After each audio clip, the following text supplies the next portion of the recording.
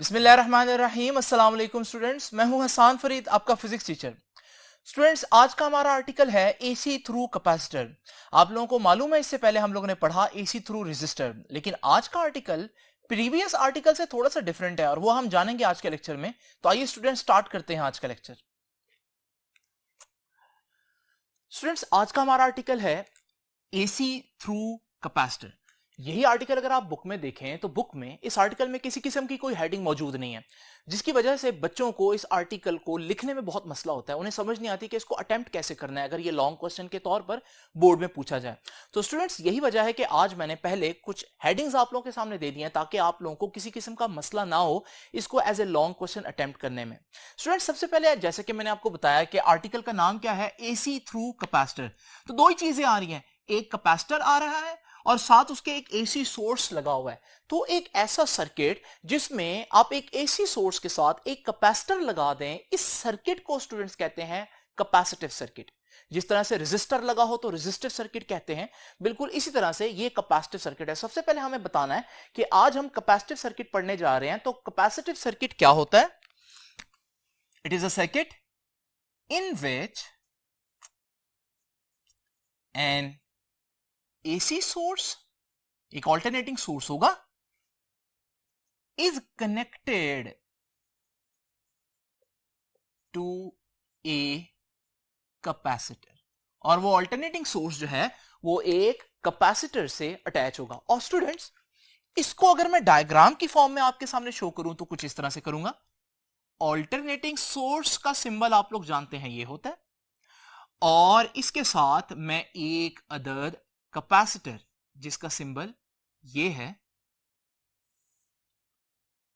Attach कर रहा हूं, कनेक्ट कर रहा हूं। और स्टूडेंट्स, इस कैपेसिटर की कुछ ना कुछ कैपेसिटेंस होगी, इसकी कैपेसिटेंस को मैं सी कह देता हूं। ये ऑल्टरनेटिंग सोर्स है और ये कैपेसिटर है। बड़ा सिंपल सा सर्किट है स्टूडेंट्स।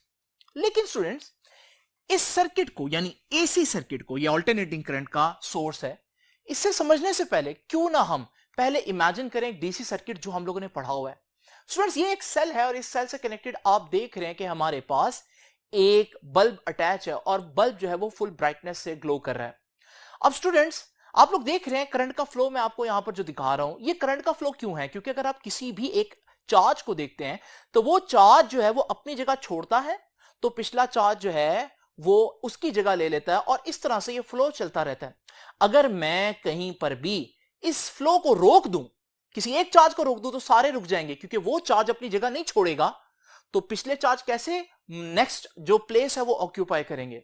इस बात को आप लोगों ने जहन में रखना है स्टूडेंट्स। अब जरा इमेजिन करें कि हमारे पास इस सर्किट के अंदर ये जो डीसी सोर्स है इसके साथ मैं एक कैपेसिटर अटैच कर दूं।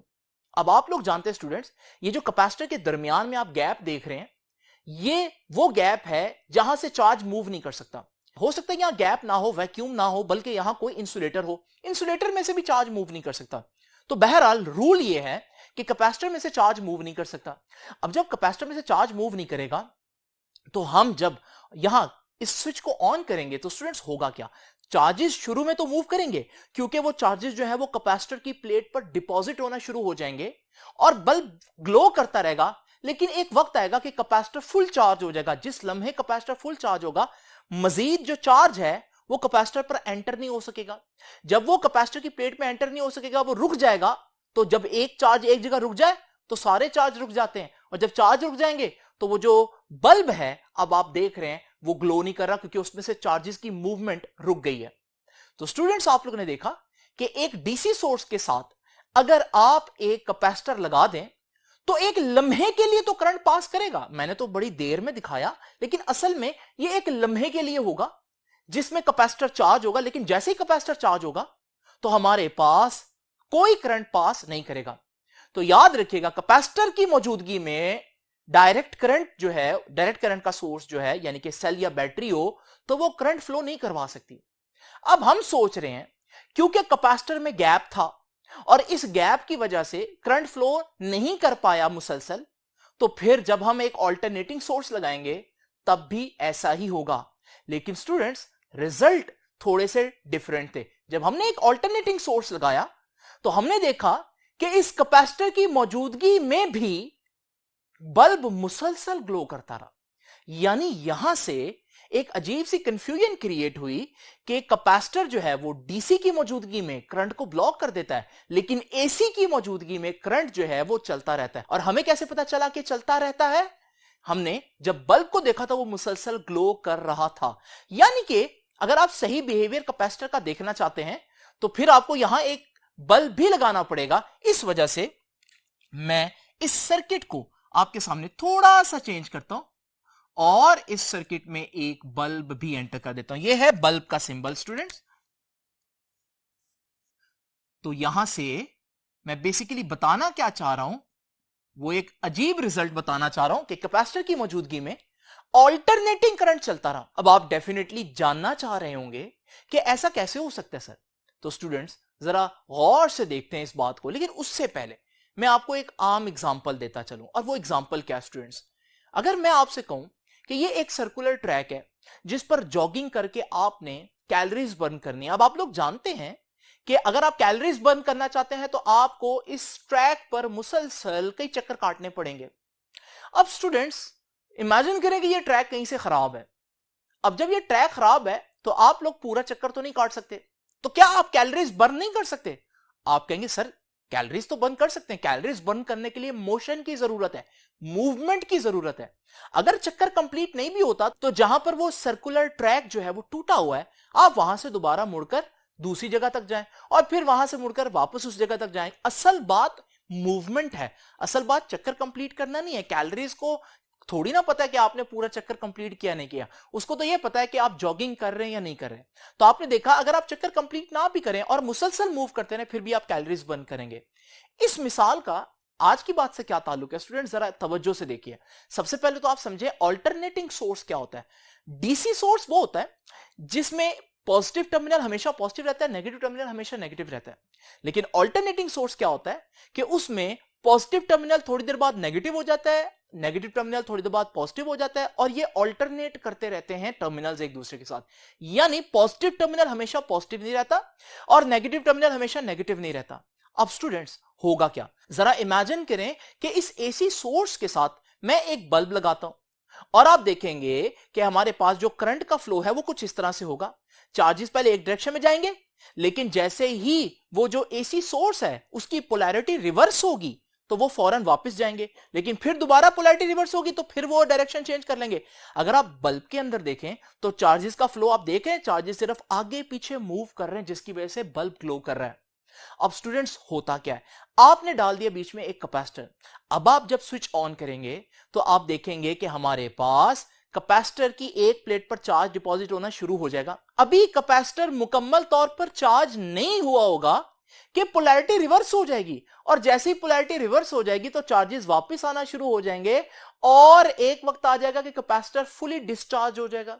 लेकिन बात यहां खत्म नहीं होगी, बल्कि चार्जेस अभी भी मूव करते जाएंगे और दूसरी प्लेट पर जाकर डिपॉजिट हो जाएंगे। तो अब दूसरी प्लेट नेगेटिव चार्ज होगी जिसकी वजह से हम कहेंगे कि अब हमारे पास कैपेसिटर फिर चार्ज हो गया लेकिन ऑपोजिट डायरेक्शन में, और फिर पोलैरिटी तब तक रिवर्स हो चुकी होगी और फिर वो सारे इलेक्ट्रॉन्स वापस जाना शुरू हो जाएंगे और फिर हमारे पास एक वक्त आएगा वो डिस्चार्ज होंगे।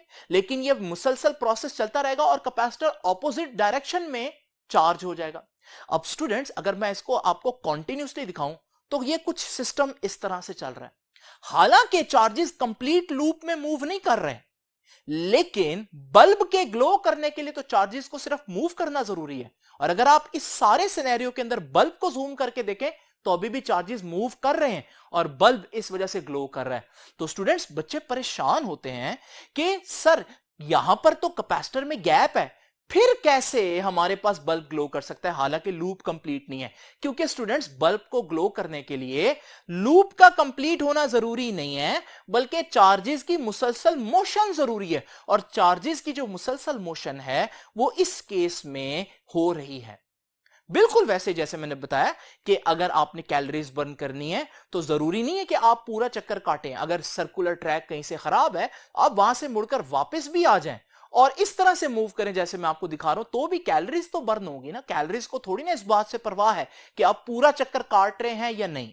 तो स्टूडेंट्स यहां से हम लोगों ने एक बात सीखी कि एक कैपेसिटर अगर एसी सोर्स के साथ कनेक्ट हो तो बल्ब जलता रहता है और बल्ब का जलना यह बता रहा है कि AC alternating current can pass through capacitor, और उसकी वजह क्या है? हालांकि बीच में गैप है, उसकी वजह क्या है? क्योंकि कैपेसिटर मुसलसल चार्ज डिस्चार्ज होता रहता है, जिसकी वजह से एसी जो है वो इसमें से पास कर सकता है। तो मैं एक लाइन में ये बता देता हूं कि एसी क्यों पास कर सकता है थ्रू कैपेसिटर। तो AC can pass through capacitor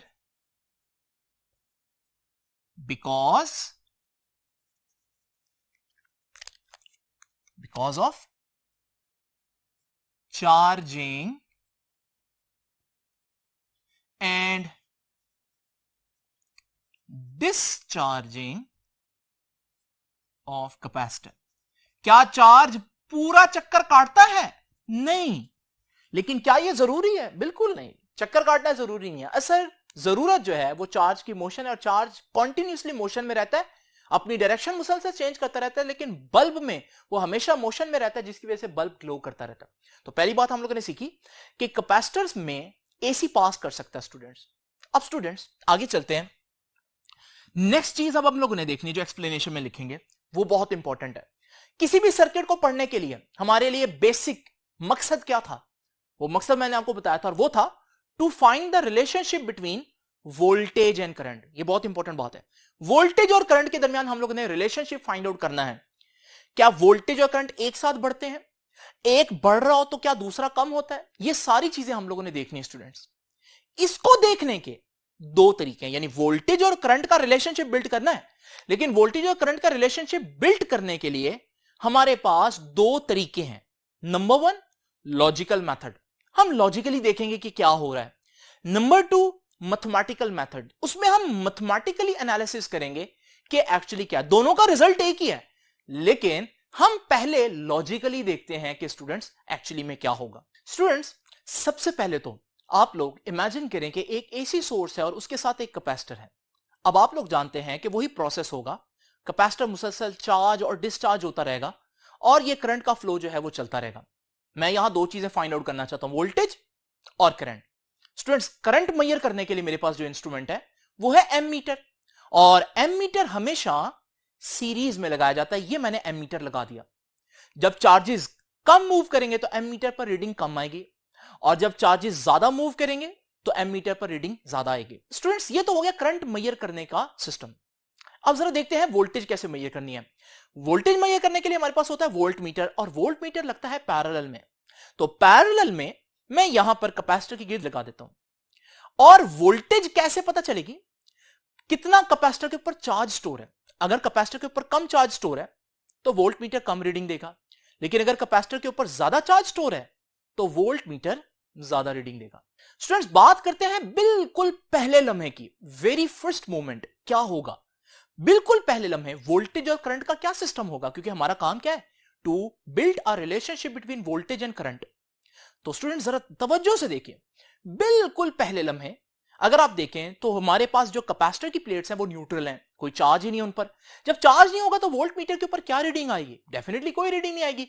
इस वक्त वोल्ट मीटर के ऊपर 0 वोल्ट रीडिंग आप देख रहे हैं। अब स्टूडेंट्स आप लोग जानते हैं कि इस वक्त एसी सोर्स का ये टर्मिनल पॉजिटिव है। ये पॉजिटिव टर्मिनल कैपेसिटर की इस प्लेट पर मौजूद इलेक्ट्रॉन्स को खींचेगा, और पहले लम्हे बहुत ज्यादा इलेक्ट्रॉन्स जो है बड़ी तेजी से दूसरी प्लेट पर जाकर डिपॉजिट हो जाएंगे। सिर्फ मैंने पहला लम्हा दिखाया आपको, क्योंकि बहुत ज्यादा इलेक्ट्रॉन्स निकले तो आपने देखा एमीटर के ऊपर भी बहुत रीडिंग आई, यानी करंट बहुत ज्यादा है। स्टूडेंट्स को अजीब बात देखी आप लोगों ने, एक अजीब बात है, और वो क्या है कि हमारे पास जो वोल्टेज है पहले लम्हे कैपेसिटर के प्लेट्स के ऊपर वो बिल्कुल 0 थी, लेकिन पहले लम्हे जो करंट पास किया है वो बहुत ज्यादा है। अब स्टूडेंट्स अगले लम्हे क्या होगा? अगर हम नेक्स्ट मोमेंट देखें तो आप देखेंगे कैपेसिटर की प्लेट्स के ऊपर चार्ज तो स्टोर हो चुका है। अब कैपेसिटर की प्लेट के ऊपर कुछ पोटेंशियल है, तो पोटेंशियल बढ़ गया, दूसरे लम्हे में पोटेंशियल थोड़ा सा इंक्रीज हुआ है। लेकिन स्टूडेंट्स आप देख रहे हैं ये प्लेट जो है वो अब नेगेटिवली चार्ज हो चुकी है, जो कि पहले न्यूट्रल थी। आने वाले इलेक्ट्रॉन्स को अब इसने करना है रिपेल।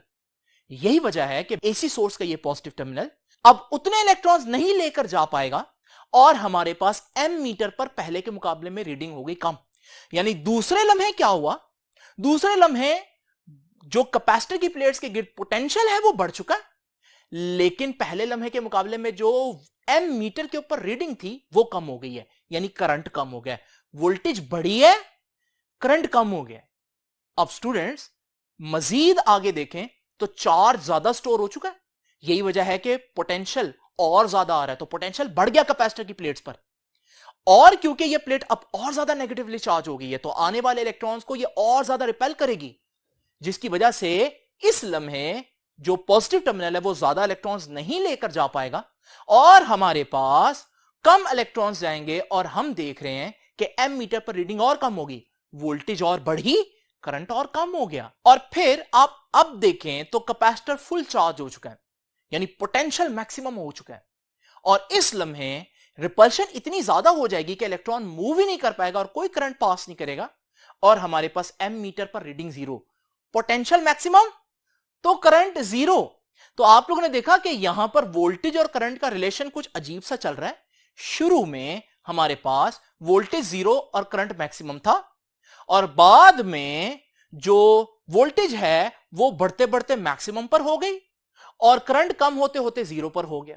तो जब वोल्टेज 0 पर है करंट मैक्सिमम है, जब करंट 0 पर है तो वोल्टेज मैक्सिमम पर है, और इस तरह से ये सिस्टम चल रहा है। तो एक बात तो कंफर्म है कि ये रेजिस्टर से केस डिफरेंट है।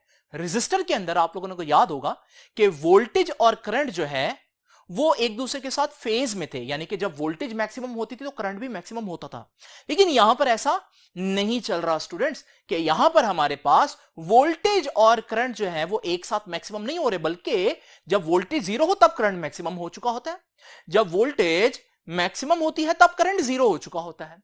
और स्टूडेंट्स अगर मैं इसको एनालॉग मीटर्स में शो करूं तो एनालॉग मीटर्स में यह बात कुछ इस तरह से शो होगी। और स्टूडेंट्स एक और बात, अगर यही एनालॉग मीटर्स में रेजिस्टर में लगा दूं तो आप देखेंगे रेजिस्टर्स में, क्योंकि जब वोल्टेज मैक्सिमम हो तो करंट भी मैक्सिमम होता है, तो ये मीटर मूवमेंट्स कुछ इस तरह से होंगी जिस तरह से आप लोग देख रहे हैं। तो स्टूडेंट्स ये तो हो गया लॉजिकल वे। तो लॉजिकल वे से हम लोगों ने क्या देखा? हम लोगों ने देखा कि जब वोल्टेज 0 होगी ना करंट मैक्सिमम होगा, और जब करंट 0 होगा वोल्टेज मैक्सिमम होगी। लेकिन क्या मैथमेटिकली भी हम ये प्रूव कर सकते हैं? अब हम देखेंगे मैथमेटिकली स्टूडेंट्स, तो जरा तवज्जो से देखना है आप लोगों ने। मैथमेटिकली देखेंगे तो इक्वेशंस यूज करेंगे। भाई कैपेसिटर यूज कर रहे हैं तो कैपेसिटर की तो इक्वेशन आप लोग सारे जानते हैं, Q is equal to CV। ये जो Q है आपकी बुक ने इसको स्मॉल q से रिप्रेजेंट किया, तो इस वजह से मैं यहां पर कंफ्यूजन से बचने के लिए स्मॉल q ही लिख देता हूं। इसे मैं कह देता हूं इक्वेशन नंबर 1। ये इक्वेशन क्यों यूज करनी है? क्योंकि कैपेसिटर की बेसिक इक्वेशन यही है। अब स्टूडेंट्स दूसरी बात क्या है? दूसरी बात यह है कि ये V क्या है? ये V वोल्टेज है, वो वोल्टेज जो सोर्स दे रहा है, लेकिन सोर्स तो अल्टरनेटिंग वोल्टेज दे रहा है, और अल्टरनेटिंग वोल्टेज का फॉर्मूला हम लोग ऑलरेडी जानते हैं, और वो क्या है? We know that V is equal to V nought sine theta. Students ये वो वोल्टेज का फॉर्मूला है, और इस वोल्टेज के फॉर्मूला से क्या पता चल रहा है कि जो वोल्टेज है वो साइन थीटा पर डिपेंड कर रही है। तो हम लिखेंगे हेंस वोल्टेज, वोल्टेज यानी कि V is a function of sine theta. किस पर डिपेंड करती है? साइन थीटा पर डिपेंड करती है, साइन थीटा का फंक्शन है। और जब कोई चीज किसी पर डिपेंड कर रही हो तो उसकी वेरिएशन बिल्कुल वैसी ही होती है। साइन थीटा का ग्राफ आप लोग जानते हैं कुछ इस तरह से होता है। अब क्योंकि voltage is a function of sine theta, तो स्टूडेंट्स बिल्कुल यही ग्राफ वोल्टेज का भी होगा। तो वोल्टेज का ग्राफ तो मेरे पास आ गया, ये ग्राफ मैं आपके सामने यहां पर ड्रॉ कर देता हूं।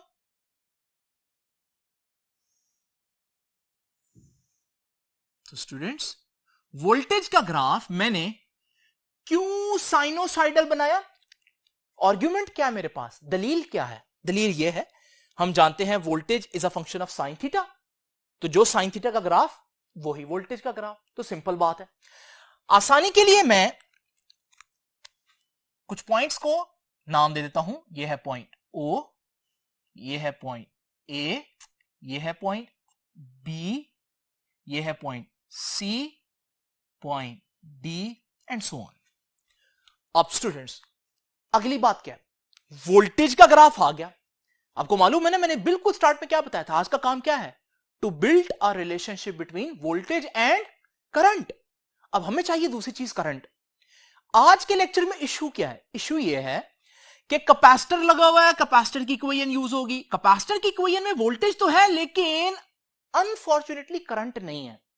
यह है असल मसला। अगर लास्ट लेक्चर आपको याद हो तो लास्ट लेक्चर में यह मसला नहीं आया था। लास्ट लेक्चर रेजिस्टर के बारे में था। रेजिस्टर की इक्वेशन है V is equal to IR। इस इक्वेशन की खूबसूरती यह है कि इसके एक तरफ वोल्टेज भी है, एक तरफ करंट भी है। यानी वो दोनों चीजें जिसको मैंने कंपेयर करना था, जिनका रिलेशनशिप बिल्ड करना था, वो दोनों एक ही इक्वेशन में मौजूद थी। आज मसला यह है कि उनमें से एक तो है, वोल्टेज तो है लेकिन करंट नहीं है। लेकिन क्या मुकम्मल मायूस हो जाऊं? नहीं। अगर करंट नहीं है तो क्या हुआ? चार्ज तो है, और हम जानते हैं चार्ज का करंट से बड़ा गहरा ताल्लुक है। बिकॉज हम लोग जानते हैं करंट की डेफिनेशन ही हम क्या करते हैं? Rate of flow of charge. तो इसका मतलब अभी तो मेरे पास करंट नहीं है लेकिन मेरे पास चार्ज आ गया है, हिंट है मेरे पास। अगर मैं इसको यूज करूं तो हो सकता है मैं किसी तरह से करंट जो है वो फाइंड आउट कर लूं। तो इस वजह से मैं मजबूरी की वजह से फिलहाल चार्ज को यूज कर रहा हूं। असल में चार्ज का काम नहीं है, असल हमें चाहिए करंट, लेकिन मैं सिर्फ अपना काम निकालने के लिए थोड़ी देर के लिए चार्ज को यूज करूंगा। तो स्टूडेंट्स अब यहां पर देखिए, ये जो V की वैल्यू है ये मैं ऊपर इक्वेशन नंबर 1 में पुट करता हूं। तो जब मैं इक्वेशन नंबर 1 में पुट करूंगा तो इक्वेशन नंबर 1 बन जाएगी Q is equal to C as it is.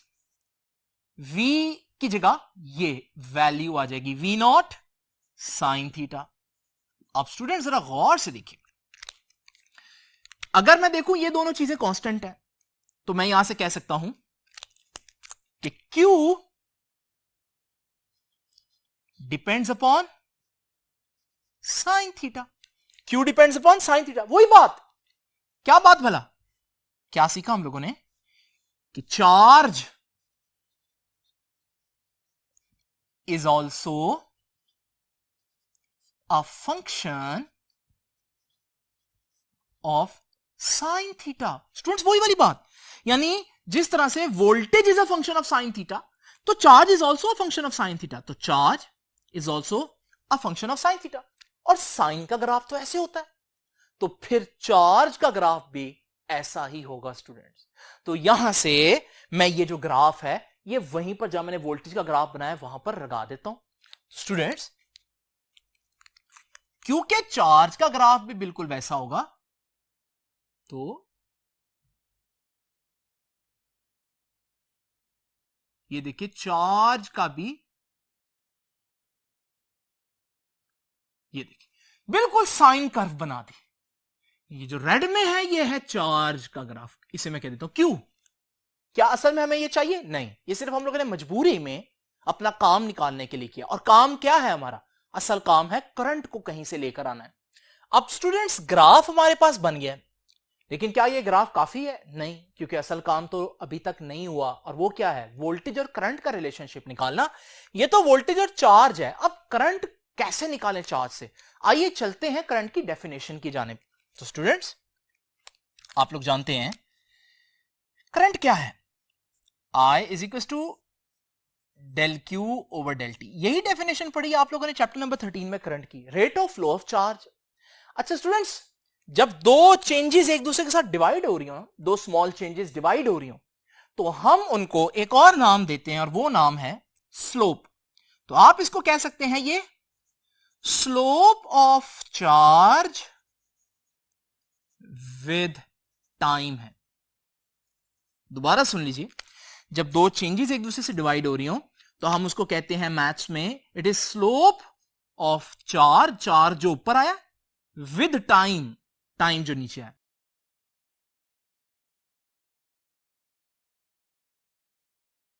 कहते हैं फॉर एग्जांपल आप लोगों ने एक्सेलरेशन का फॉर्मूला पढ़ा, rate of change of velocity delta we over delta T. इसको अगर हम मैथमेटिक्स के लिहाज से देखें तो हम इसे कहेंगे it is slope of velocity with time. तो स्टूडेंट्स ये स्लोप का कॉन्सेप्ट बहुत इंपॉर्टेंट है। अब यहां है असल इंपॉर्टेंट चीज, अब जरा तवज्जो से आप लोगों ने सुनना है। यह है थोड़ी सी मुश्किल बात, लेकिन अब मैं आपको समझाऊंगा कि स्लोप होती क्या और कैसे फाइंड आउट करनी है। स्टूडेंट्स अब आप लोग बहुत ध्यान से मेरी बात सुनेंगे, क्योंकि मैं अब आप लोगों को एक आसान तरीके से स्लोप का कॉन्सेप्ट समझाऊंगा। अब वो आसान तरीका क्या है स्टूडेंट्स, स्लोप के लिए आप एक वर्ड याद रखिए और वो है ढलवान। उर्दू का वर्ड आप लोग जानते हैं ढलवान क्या होती है। ये मेरे पास दो किस्म के पहाड़ हैं, आप देख रहे हैं कि इस पहाड़ पर चढ़ना मुश्किल है तो हम कहेंगे कि इसकी ढलवान बहुत ज्यादा है, और इस पहाड़ पर चढ़ना आसान है तो हम कहेंगे इसकी ढलवान बहुत कम है। ये ढलवान ही बताती है कि स्लोप कितनी होगी।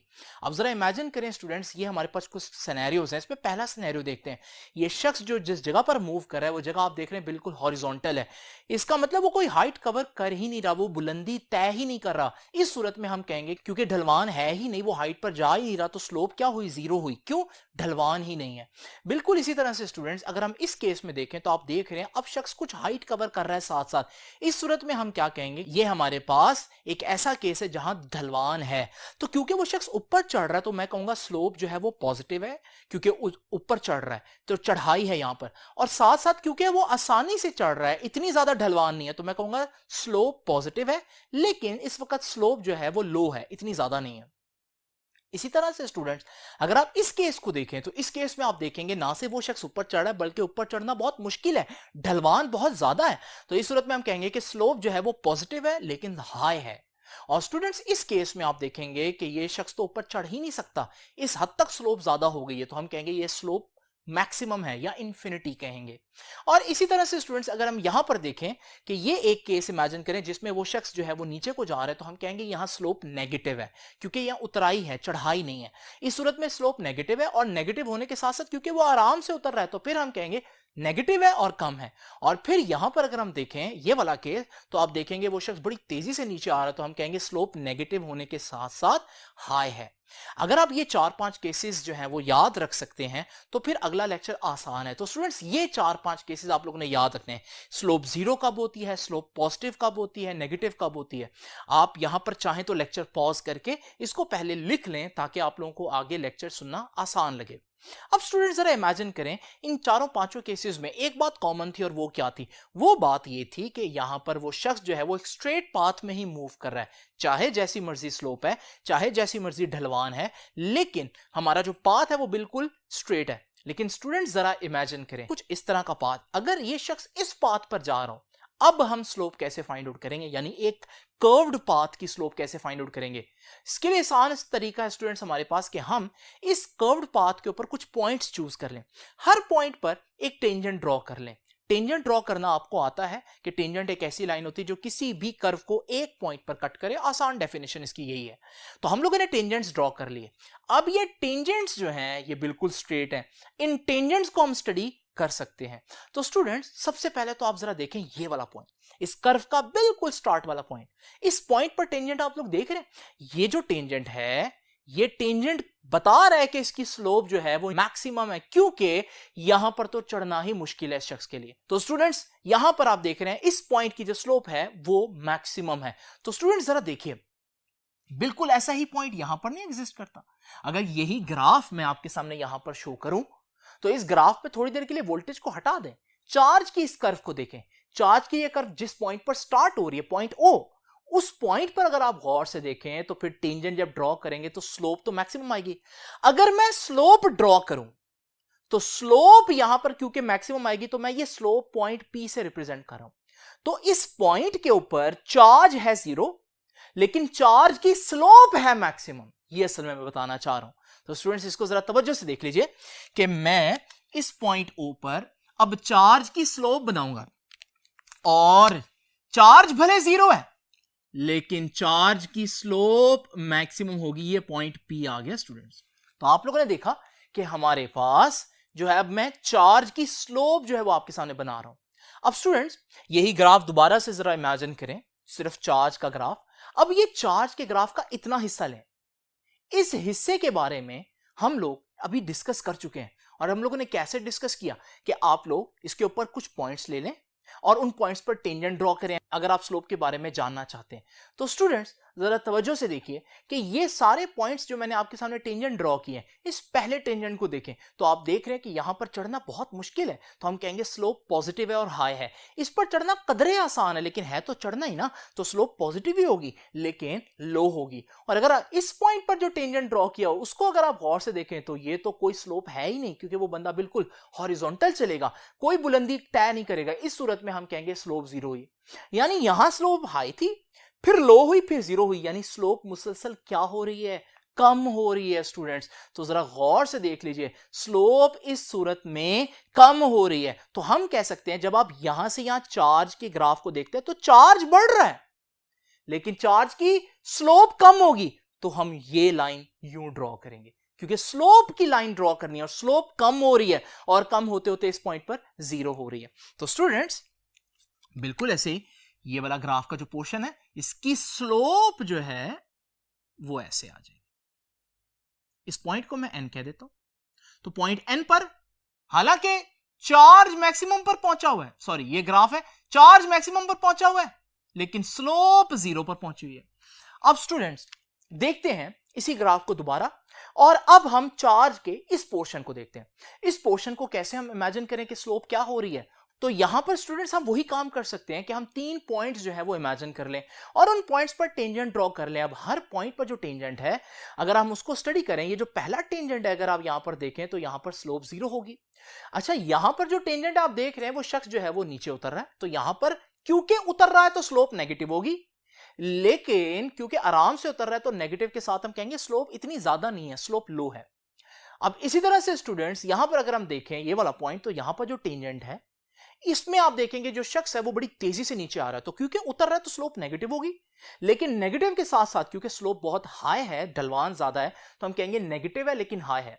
अब इसको हम समराइज करें तो हम कह सकते हैं यहां स्लोप जीरो थी, फिर नेगेटिव में थोड़ी सी ज्यादा हुई, फिर नेगेटिव में बहुत ज्यादा होगी, तो यानी कि यहां पर चार्ज जब कम हो रहा था तो स्लोप जो है वो नेगेटिव में बढ़ रही है।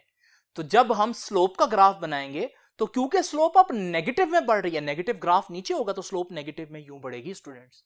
तो फिर मैं इस लाइन को आपके सामने ये ड्रॉ कर देता हूं। तो ये लाइन क्या है, ये चार्ज था, चार्ज कम हो रहा है लेकिन चार्ज की स्लोप नेगेटिव में बढ़ रही है, तो मैंने ऐसे बना दिया। अब ये पॉइंट मैं कह देता हूं पॉइंट आर।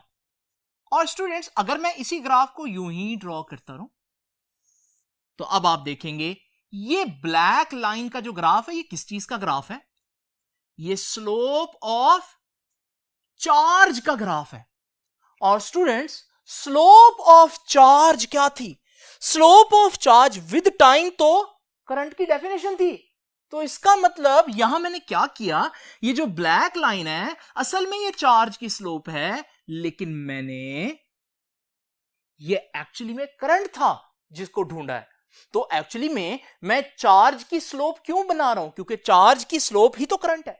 और मेरा आज का आर्टिकल क्या है, करंट और वोल्टेज के दरमियान रिलेशनशिप फाइंड आउट करना। अब स्टूडेंट्स बजाहिर आपको यहां पर 3 ग्राफ नजर आ रहे हैं, ये ग्राफ यहां पर देखिए। अब इस ग्राफ में ये जो चार्ज का ग्राफ है ये तो सिर्फ मैंने इसलिए बनाया था ताकि मैं करंट का ग्राफ ड्रॉ कर सकूं। तो अब मैं चार्ज के ग्राफ को थोड़ी देर के लिए आपके सामने इरेज कर देता हूं। अब अगर हम देखें तो हमारे पास वोल्टेज का ग्राफ भी है और करंट का ग्राफ भी है, और मैं यहां पर अगर गौर से देखूं तो ये बिल्कुल जो पॉइंट ओ है वहां पर हमारे पास वोल्टेज हालांकि जीरो है, लेकिन देखें करंट मैक्सिमम पर पहुंचा हुआ है, यानी वोल्टेज जीरो और करंट मैक्सिमम पर। अगर आपको याद आया हो स्टूडेंट्स, बिल्कुल यही बात लॉजिकली भी मैंने आपको पहले बताई थी सर्किट में, कि बिल्कुल पहले लम्हे हमारे पास वोल्टेज जीरो थी कैपेसिटर की प्लेट्स के ऊपर, लेकिन बहुत से चार्जेस पास किए थे तो करंट एम मीटर में मैक्सिमम आया था। तो इसका मतलब यहां पर वही बात साबित हो गई, लेकिन अब के हमने लॉजिकली नहीं बल्कि मैथमेटिकली साबित किया। क्या साबित किया कि हमारे पास जिस लम्हे वोल्टेज जीरो है करंट मैक्सिमम पर पहुंचा हुआ है, इसे हम यूं भी कह सकते हैं कि भाई वोल्टेज अभी जीरो पर है और करंट मैक्सिमम पर पहुंचा हुआ है, मतलब करंट आगे आगे चल रहा है, लीड कर रहा है करंट। तो स्टूडेंट्स हम कह सकते हैं कि क्या सीखा हम लोगों ने इसमें, इस पूरी डिस्कशन का निचोड़ क्या है, बहुत इंपॉर्टेंट कंक्लूजन है, और वो ये है कि इन ए प्योर कैपेसिटिव सर्किट, एक प्योर कैपेसिटिव सर्किट में जिसमें सिर्फ कैपेसिटर लगाओ एसी के साथ, क्या होता है, हमने देखा कि करंट लीड कर रहा होता है, leads the voltage by 90 degree और पाई बाय 2। पाई बाय 2 आपको पता है 90 को ही कहते हैं रेडियन में। 90 डिग्री क्यों बोला? क्योंकि देखिए वोल्टेज 0 है, करंट मैक्सिमम पर है। किस एंगल पर साइन मैक्सिमम होता है? साइन 90 पर मैक्सिमम होता है। तो इस वजह से हम कह सकते हैं कि वोल्टेज का फेज इस वक्त 0 है, लेकिन करंट का फेज इस वक्त 90 है, यानी कि करंट मैक्सिमम हुआ है। तो करंट जो है वो वोल्टेज से आगे चल रहा है, वोल्टेज अभी 0 पर है, करंट मैक्सिमम पर पहुंच भी गया। तो इसे हम कहते हैं कि हमारे पास current leads the voltage by 90 degree. हम इसका उल्ट भी कह सकते हैं, और वो क्या है?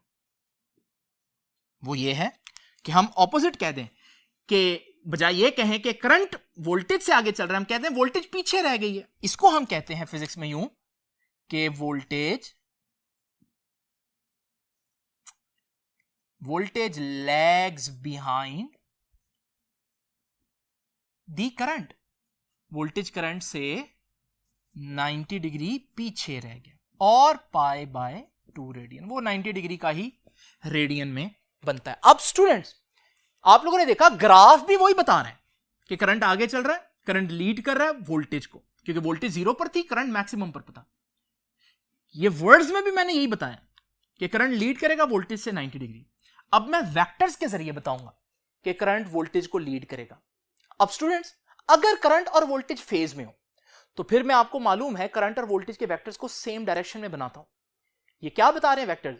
कि current and voltage are in phase, दोनों एक साथ बढ़ते हैं, दोनों एक साथ कम होते हैं। लेकिन क्योंकि करंट यहां 90 डिग्री लीड कर रहा है, तो मैं करंट के वेक्टर को 90 डिग्री रोटेट करूंगा, और जब मैं 90 डिग्री रोटेट करूंगा तो ये जो मेरे पास चीज बनेगी, ये बता रही है कि current leads the voltage by 90 degree. वही जो बात मैंने लिखी है उसको मैं वेक्टर में यूं रिप्रेजेंट करूंगा कि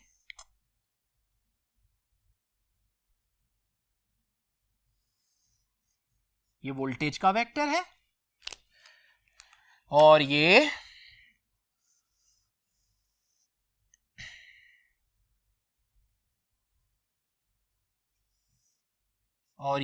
करंट का वेक्टर है। और आप लोग देख रहे हैं कि 90 डिग्री ये बता रहा है कि current leads the voltage by 90 degree. तो स्टूडेंट्स, एक ही बात है, यहां ग्राफ के जरिए बता रहा हूं, यहां वर्ड्स में बता रहा हूं, यहां वेक्टर रिप्रेजेंटेशन में बता रहा हूं। तो स्टूडेंट्स, पहली बात तो हम लोगों ने ये देख ली कि कैपेसिटर में वोल्टेज और करंट का क्या रिलेशन है। लेकिन लेक्चर यहां खत्म नहीं हुआ, कुछ मजीद इंफॉर्मेशन है। क्योंकि लेक्चर लेंथी हो गया तो मैं वो नेक्स्ट पार्ट में आप लोगों को बताता हूं, तो आप लोगों ने नेक्स्ट पार्ट जरूर देखना है। लेकिन यहां तक का जो लेक्चर है इसको आप अच्छी तरह से डाइजेस्ट करें, इसको बार बार देखें, ताकि आप लोगों की जितनी भी कंफ्यूजन है ये क्लियर हो जाए। तो अब आपसे इंशाल्लाह मुलाकात होती है इसी वीडियो के नेक्स्ट पार्ट में। तो अपना ख्याल रखिएगा स्टूडेंट्स, आपसे इंशाल्लाह मुलाकात होगी नेक्स्ट लेक्चर में। तब तक के लिए अल्लाह हाफिज।